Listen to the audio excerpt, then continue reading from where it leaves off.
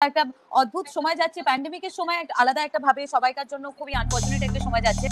Shakib Khan heavy romantic, কলকাতার গণমাধ্যমকে বললেন কলকাতার হট গ্ল্যামার নায়িকা কোয়েল মল্লিক। বিস্তারিত জানতে ভিডিও সম্পূর্ণ দেখতে থাকুন। রীতিমতো বলিউড তথা বাংলাদেশ কাঁপাচ্ছে সুপারস্টার শাকিব খান।